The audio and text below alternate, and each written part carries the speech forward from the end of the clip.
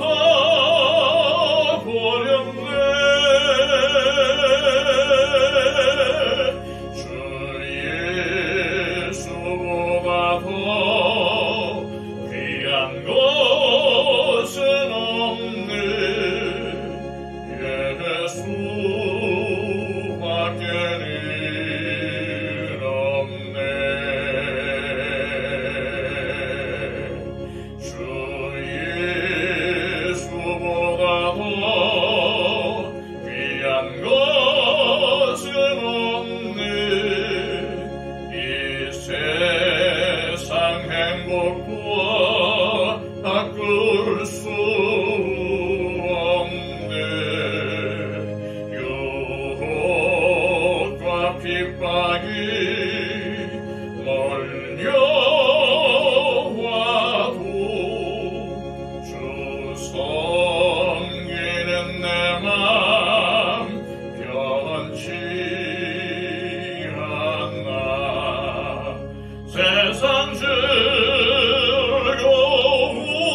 즐거움 다 버리고 세상 자랑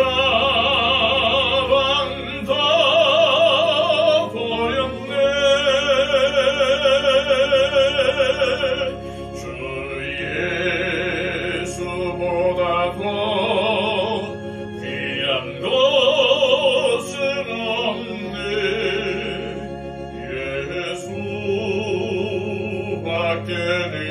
예수밖에는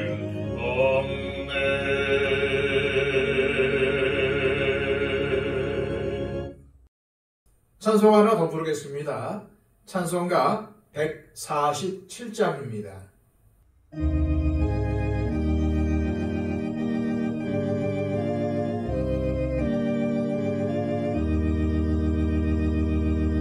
거기 너 있었는가 그때에 주님 그 십자가에 달릴 때 오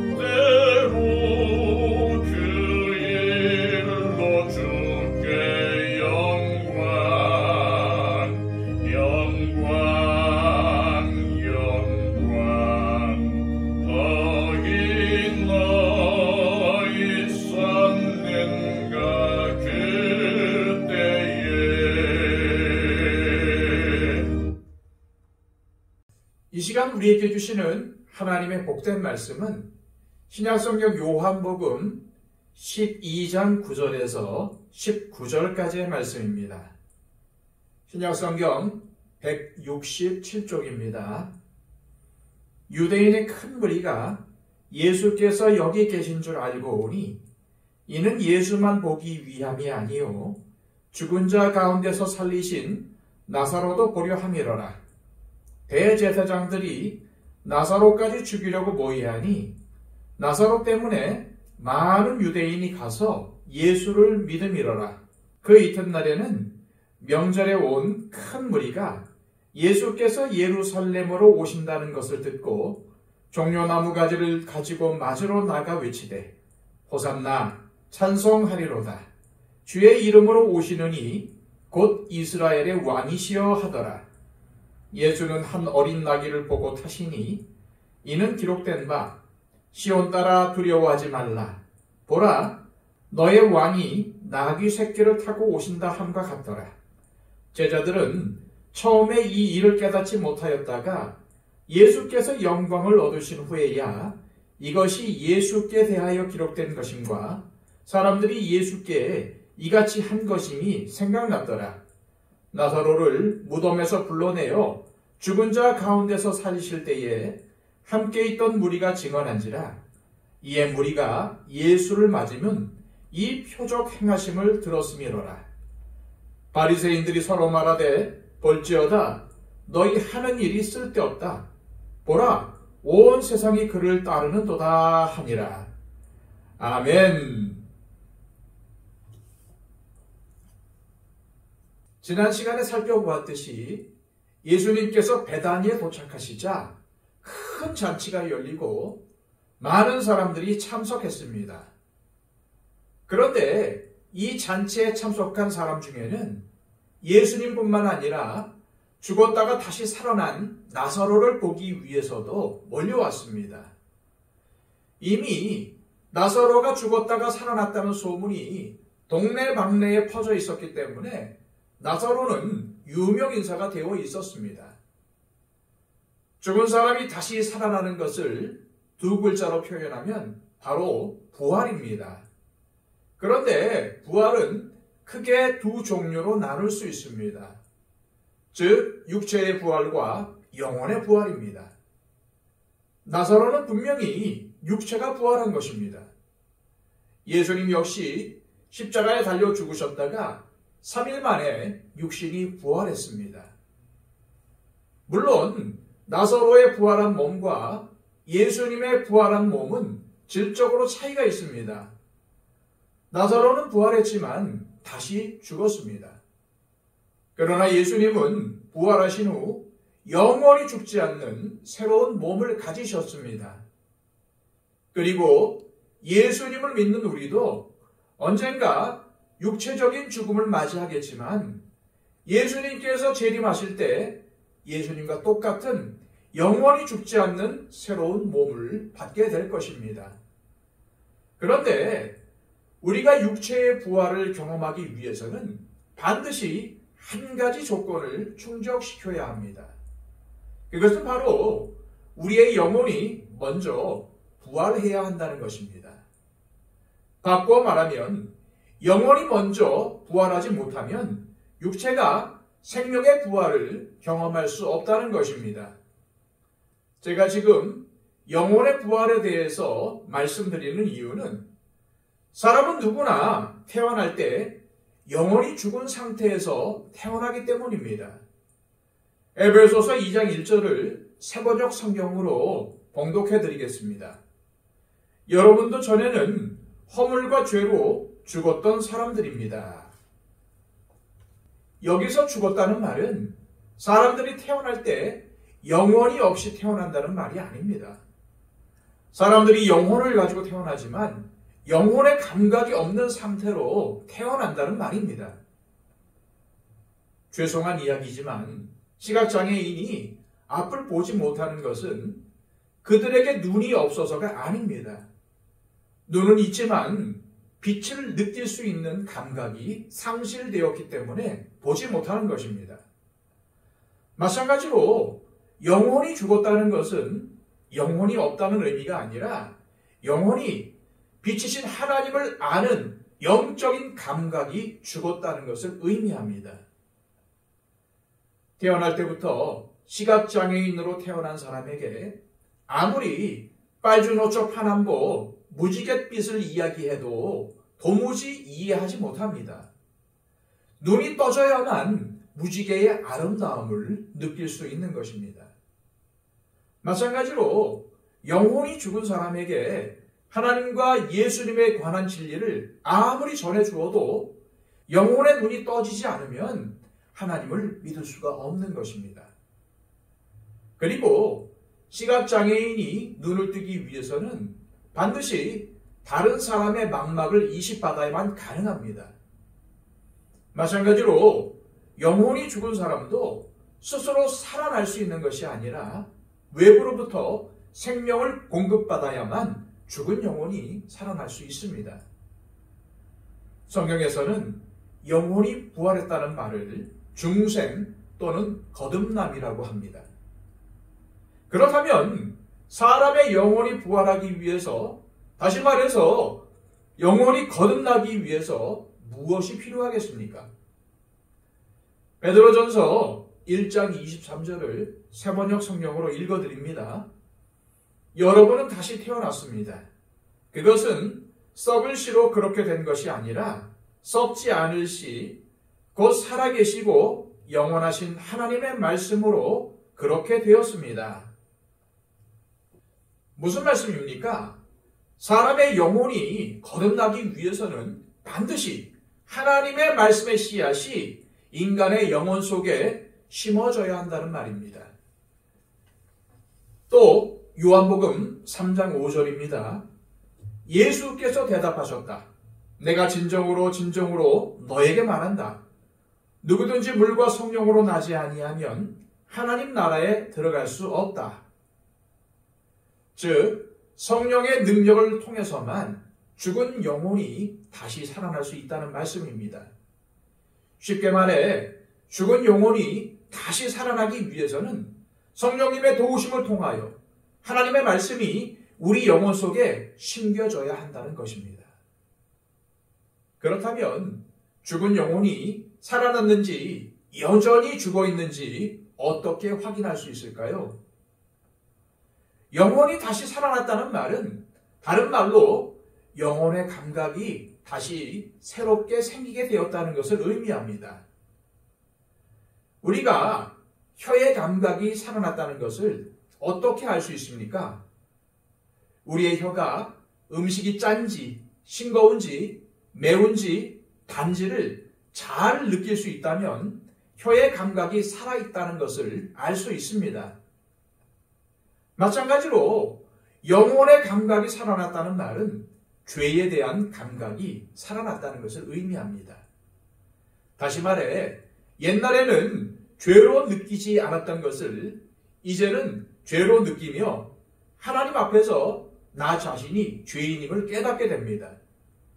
그리고 죄에 대한 감각이 살아나게 되면 예수님의 십자가의 복음이 내 영혼의 생명의 빛으로 느껴지게 되는 것입니다.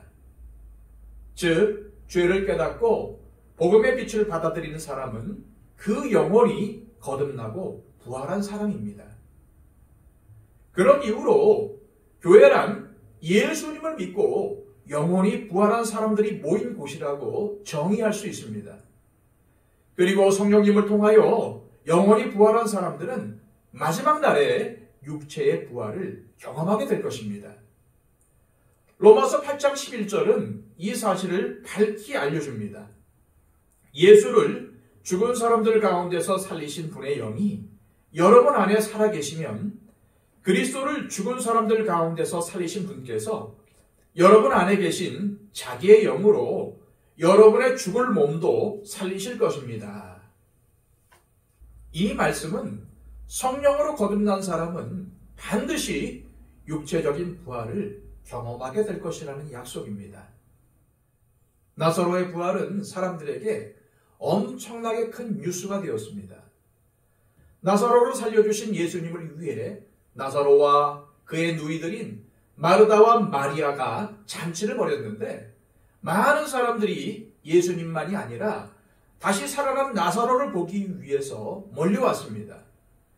왜냐하면 죽은 나사로가 부활했다는 사실은 그 자체로 엄청난 뉴스가 되었기 때문입니다. 그리고 죽었던 나사로가 다시 살아났다는 것 자체가 사람들에게 예수님을 믿게 하는 가장 강력한 증거물이 되었습니다. 11절입니다. 나사로 때문에 많은 유대인이 가서 예수를 믿음이로라. 무슨 말씀입니까? 사람들이 나사로를 보는 것만으로도 예수님을 믿게 되었다는 말씀입니다.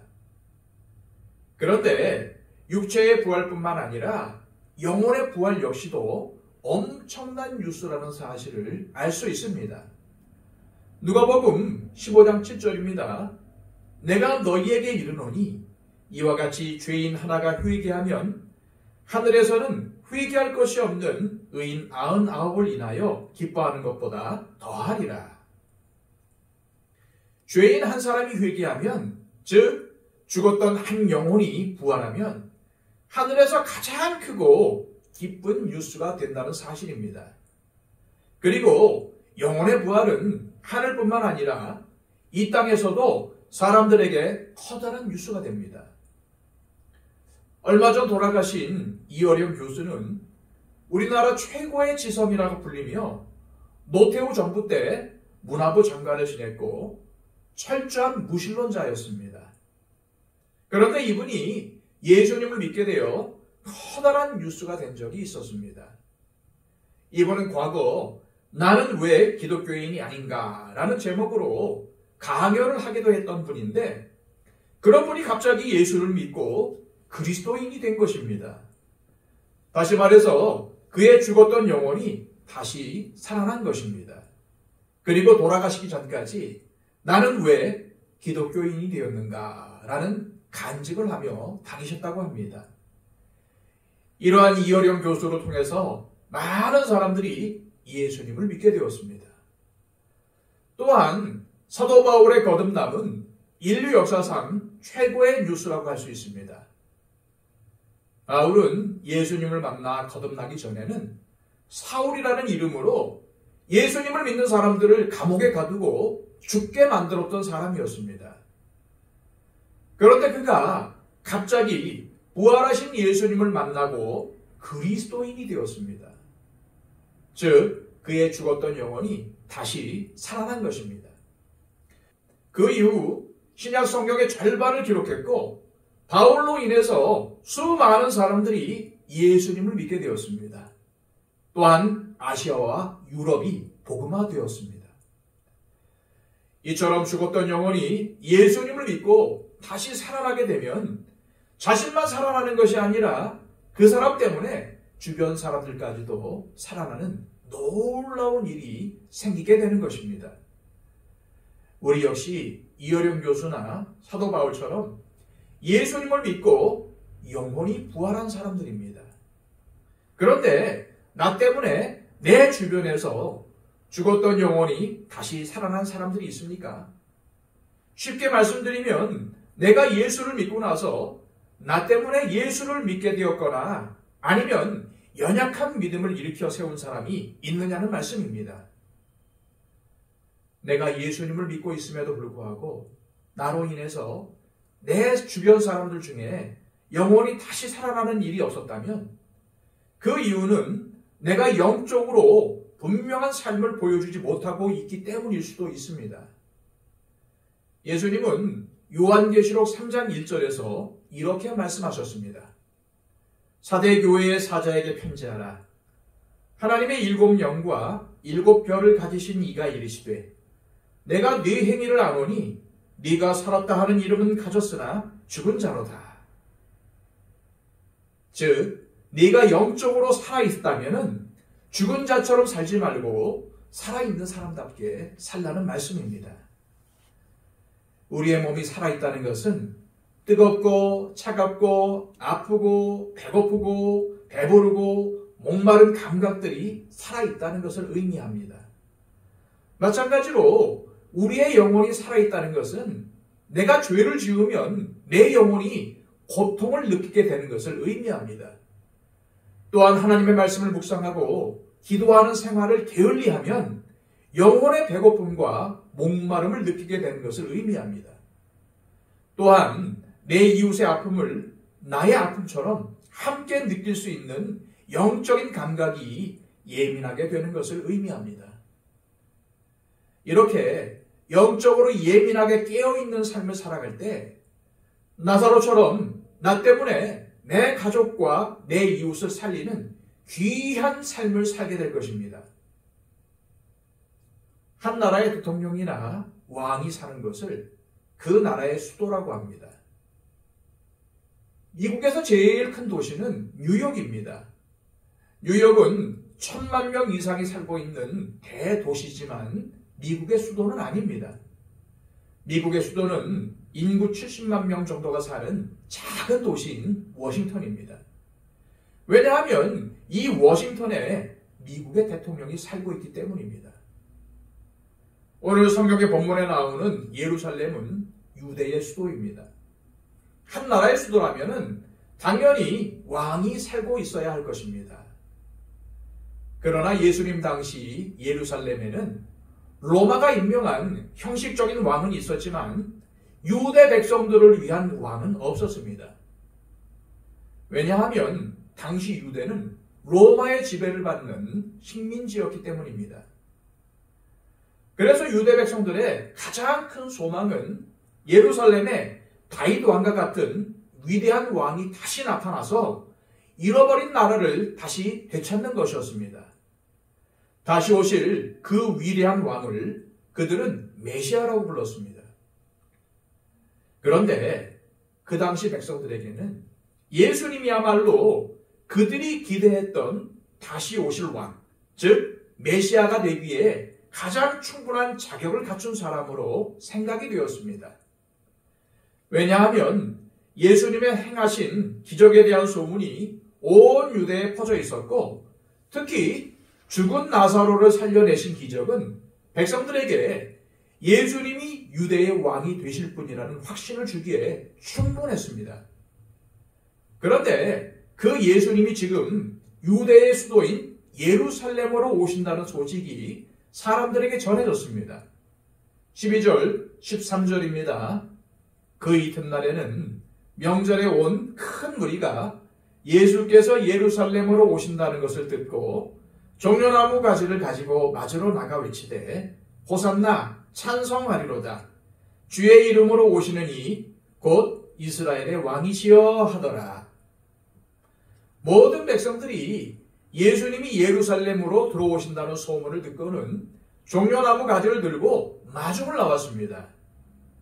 종려나무는 승리와 번영을 상징하는 나무였습니다. 백성들은 예수님이 이스라엘에 다시 승리와 번영을 가져다 주실 것을 간절히 소망했던 것입니다. 게다가 그들은 예수님이 다윗 왕과 같이 유대 왕이 되시려고 예루살렘에 들어오신다고 생각했습니다. 그리고 그들은 예수님께 호산나라고 외쳤습니다. 호산나는 지금 구원하소서라는 의미로서 그들이 얼마나 로마의 지배로부터 구원받기를 갈망했는지를 잘 알 수 있습니다. 예수님은 자신을 왕이라고 부르는 백성들의 환호를 금하지 않으셨습니다. 전에 묵상했던 요한복음 6장 15절을 보면은 오병이어의 기적을 행하신 후에 예수님은 백성들이 자신을 왕으로 삼으려 할 때에 피하신 적이 있었습니다. 그런데 이번에는 백성들이 호산나 하며 예수님을 이스라엘의 왕이라고 외쳤을 때 비록 그들이 예수님을 정치적인 왕으로 잘못 알고 있었지만 예수님은 그들의 찬양을 받으셨습니다. 비록 잘못 알고 있었지만 예수님께서 자신을 왕이라고 부르는 백성들을 금하지 않으신 이유는 실제로 예수님은 이 땅에 왕으로 오신 분이시기 때문입니다. 예수님은 태어나실 때부터 유대의 왕으로 경배를 받으셨습니다. 마태복음 2장 2절입니다. 유대인의 왕으로 나신 이가 어디 계시냐? 우리가 동방에서 그의 별을 보고 그에게 경배하러 왔노라 하니. 그리고 예수님이 십자가에서 죽으시기 전에 빌라도에게 재판을 받으시면서 예수님 스스로 자신이 왕이심을 인정하셨습니다. 마가복음 15장 2절입니다. 빌라도가 묻되 네가 유대인의 왕이냐? 예수께서 대답하여 이르시되 네 말이 옳도다 하시매. 또한 사람을 사형시키려면 당연히 사형에 해당하는 죄목이 있기 마련입니다. 예수님이 십자가에서 사형을 당하실 때도 왜 예수님이 사형을 당하셨는지 그 죄패가 십자가에 달려 있었습니다. 요한복음 19장 19절입니다. 빌라도가 패를 써서 십자가 위에 붙이니 나사렛 예수 유대인의 왕이라 기록되었더라. 즉 예수님이 자신을 왕이라고 주장했기 때문에 사형을 당하셨다는 것을 알 수 있습니다. 그런데 왕이신 예수님이 예루살렘에 들어오실 때의 모습은 너무나도 우스꽝스럽게 보였습니다. 14절입니다. 예수는 한 어린 나귀를 보고 타시니. 왕이시라면 예루살렘에 들어오실 때 좀 더 멋있고 좀 더 위험 있고 당당하게 들어오셔야 하지 않겠습니까? 그런데 예수님께서 타고 있는 짐승은 말도 아니고 나귀 어미도 아닌 나귀 새끼였습니다. 아마도 나귀 새끼는 예수님을 태우고 가느라 뒤뚱거리며 힘겹게 걸어갔을 것입니다. 그런데 예수님의 이러한 모습은 말을 구할 수 없어서 할 수 없이 나귀 새끼를 탄 것이 아니었습니다. 예수님은 자신이 바로 약 500년 전 구약 성경에 예언된 왕이라는 사실을 행동으로 보여주신 것입니다. 스가랴 9장 9절입니다. 시온에 따라 크게 기뻐할지어다. 예루살렘에 따라 즐거이 부를지어다. 보라, 네 왕이 네게 임하시나니 그는 공의로우시며 구원을 베푸시며 겸손하여서 나귀를 타시니 나귀의 작은 것 곧 나귀 새끼니라. 예수님이 말을 구할 수가 없어서 나귀 새끼를 타신 것이 아니라 자신이 바로 구약에 예언된 왕이요 메시아이심을 보여주기 위한 의도적인 행동이었다는 것을 알 수 있습니다.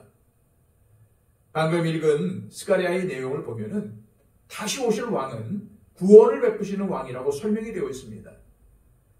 그래서 백성들도 예수님을 향하여 호산나, 즉 로마의 지배로부터 자신들을 구원해 달라고 외쳤던 것입니다. 예수님은 백성들이 원하는 것처럼 로마의 지배로부터 이스라엘을 구원할 능력이 충분히 있으셨습니다. 그러나 예수님은 백성들이 로마로부터 구원받기 이전에 더 긴급하게, 더 먼저 구원받아야 할 것이 있다는 사실을 깨닫기를 원하셨습니다. 그것은 바로 죄로부터의 구원입니다.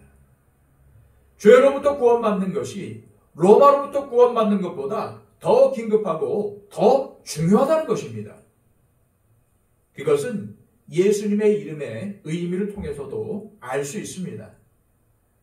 천사가 아버지 요셉의 꿈에 나타나서 예수님의 이름을 말해주면서 그 의미를 함께 알려주었는데 예수라는 이름의 의미는 자기 백성을 죄에서 구원할 자라는 뜻입니다.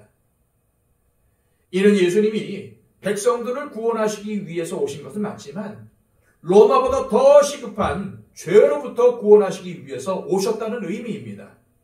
우리도 이 세상을 사는 동안 수많은 어려움을 겪습니다.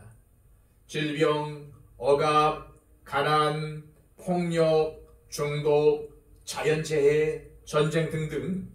그래서 이러한 어려움에서 벗어나 구원받기를 소망합니다.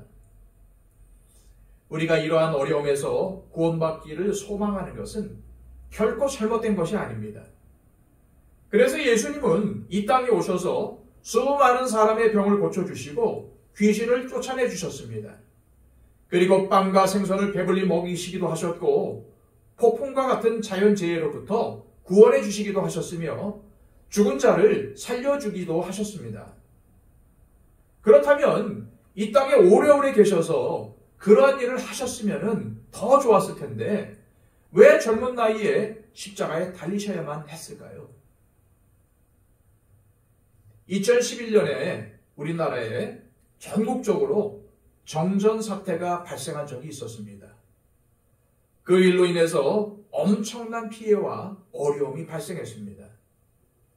전기가 끊어지니까 도로의 교통신호가 순식간에 꺼지고 말았습니다.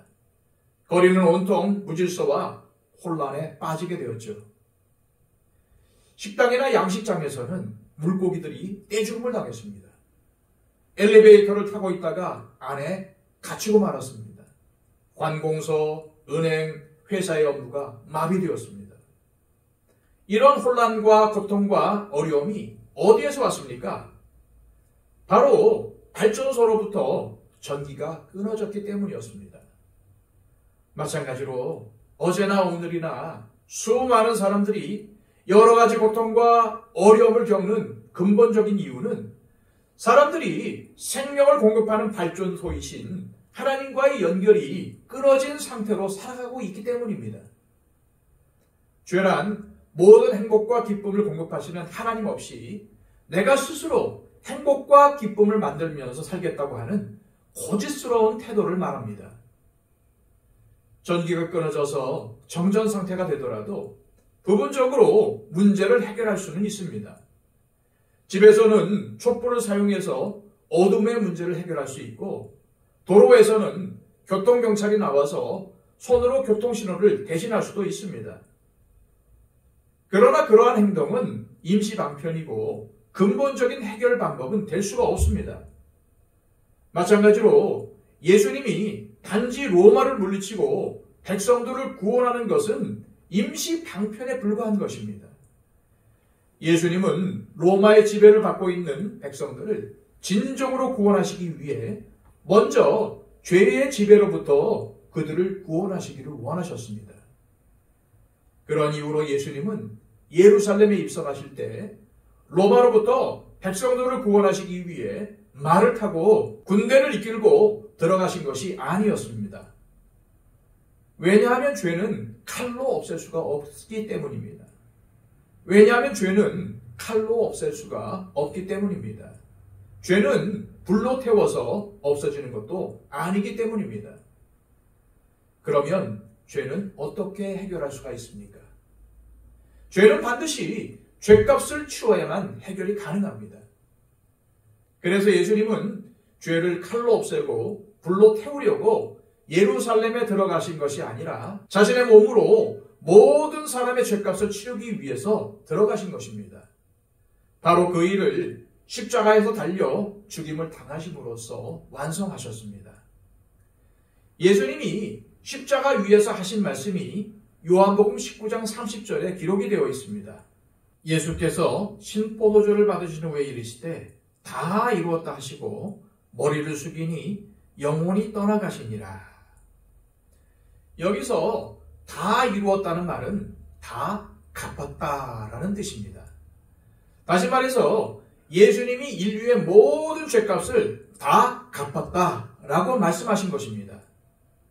그래서 우리가 모든 불행의 원인인 죄를 정복하고 죄의 지배에서 벗어나기 위해서는 무슨 노력을 해야 하는 것이 아니라 예수님께서 내 죄값을 다 치르셨다는 것을 믿음으로 받아들이기만 하면 되는 것입니다. 그럴 때 예수님은 로마보다 더 무서운 죄의 지배를 받고 있던 내 마음속에 예루살렘에 들어오셔서 나를 통치하시고 나를 다스리시는 진정한 구원의 왕이 되시는 것입니다. 그리고 예수님이 나의 왕이요 나의 주님이 되실 때 무질서했던 내 삶에 질서가 생기고 모든 것이 바르게 회복되는 것입니다. 그럴 때 예수님께서 주기도문에서 가르쳐 주셨듯이 하나님의 나라가 내 안에 임하게 되는 것입니다. 그렇습니다.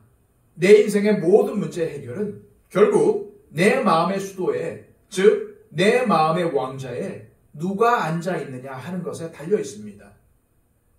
지금 내 마음의 예루살렘을 지배하고 다스리고 있는 것이 무엇인지 살펴보시고 내 모든 죄값을 갚아주신 예수님만을 나의 왕으로 모시고 그분의 통치를 받는 온전한 하나님의 나라를 만들어 가시기를 축복합니다. 기도하겠습니다. 하나님 아버지, 하나님께서 인간을 처음 창조하셨을 때 인간의 마음의 왕은 하나님이셨습니다. 그러나 인간이 범죄하고 하나님을 우리의 마음에서 몰아내면서 죄가 나를 다스리는 왕 노릇을 하게 되었고 모든 불행이 시작이 되었습니다. 그러나 하나님의 아들이신 예수님께서 인간의 몸을 입고 이 땅에 오셔서 죄를 정복하시려고 십자가에 달리심으로 우리의 모든 죄값을 갚아주시고 이제는 주님이 우리들의 진정한 왕이 되심을 감사드립니다. 그러나 때때로 이러한 사실을 망각하여 나 자신이 왕이 되어서 스스로의 힘으로 고통과 어려움으로부터 구원하려는 헛된 노력을 할 때가 있습니다. 우리의 영적인 귀와 눈을 열어주셔서 오직 예수님만 믿고 의지하게 하여 주옵소서. 또한 우리의 왕이신 주님께 순종함으로 아직도 남아있는 죄의 세력을 물리치고 하나님의 나라를 나의 마음과 가정과 교회에 온전히 세워가게 하옵소서. 예수 그리스도의 이름으로 기도하옵나이다. 아멘.